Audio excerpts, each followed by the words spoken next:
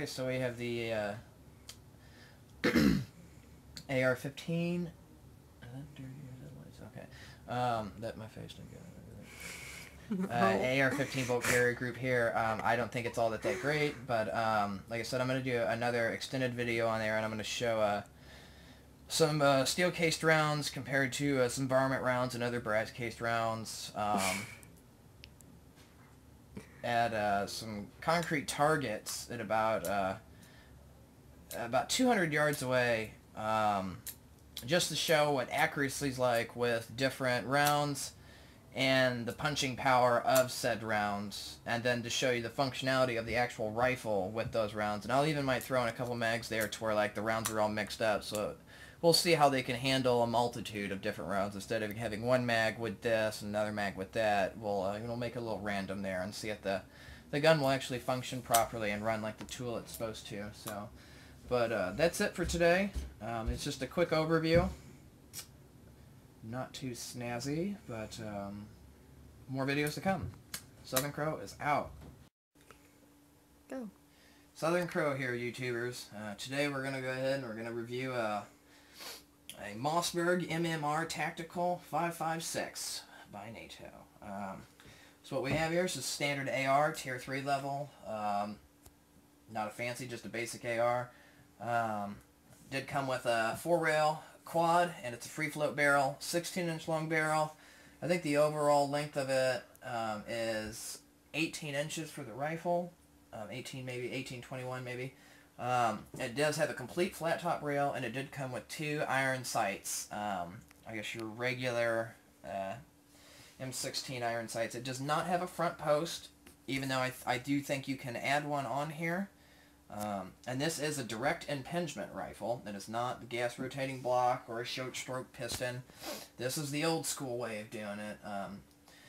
Now I went ahead and I removed those iron sights because I did not like them, and I went ahead and put a scope on here, a little Nikon P223, and I put an attachment for a single point harness or sling.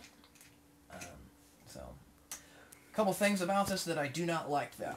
Flip this over. It also does have the 6th position, collapsible buttstock, highly upgradable, easily removed. So this does not have a forward assist. I never really necessarily knew what a forward assist was actually used for up until getting this rifle, and then I realized how dumb I was for not getting the stag arms. So this is a slick slide, and pretty much if your shell jams in here, it's toast. You drop the mag, you have to pull the charging handle, and hopefully it'll come out. It's a real pain instead of being able to jam it forward. Also, what I've noticed is this does not have a chrome line barrel or a chrome line bore. It is also not melanite coated either. It is just a standard bore, standard barrel. Very finicky with steel cased ammo. I'm going to do a video on that showing the differences between steel cased ammo, regular varmint rounds, and I just want to say maybe some regular brass full metal jackets.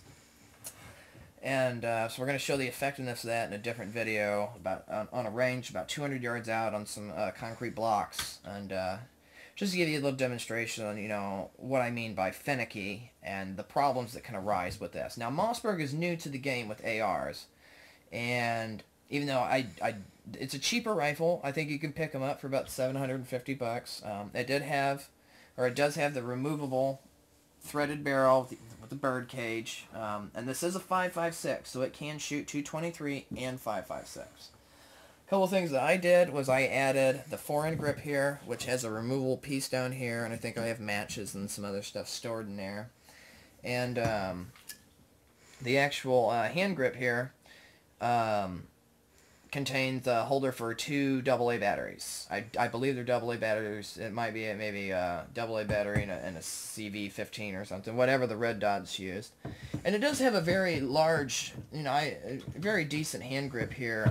It fits very nicely in the hand. It's textured down here, not like your standard M16s with just your straight deals. And it is an overmolded, so this can work with gloves. So I mean that's also nice. And it did come with the dust cover. But a couple things that could be worked out would be changing your bolt carrier group from an AR-15 bolt carrier group to either an M4 or the M16 bolt carrier group. Now I would go with more along the lines of the M16 bolt carrier group, just because that's a direct impingement rifle compared to the M4, which is a short stroke gas piston. This AR-15 bolt carrier group, since it's not stainless steel and it's not a custom one, it does jam, and it jams bad.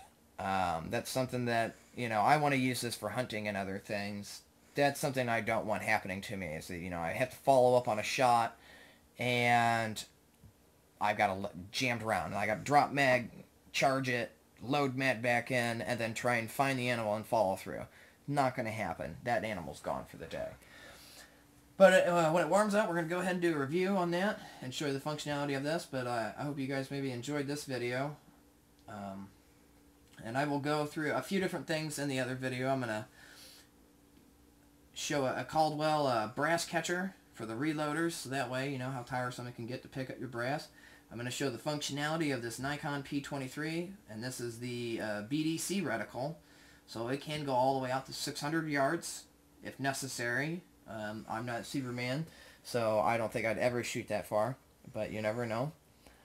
And I will also show the functionality of a few different types of rounds, and maybe we'll do maybe 5-10 rounds in a mag to see just how many problems can arise with either FTLs, stovepipes, and FTs, or even if we just have a couple misfires. So you never know with the bulk, it can happen. But all right, guys. Well, Southern Crow is out.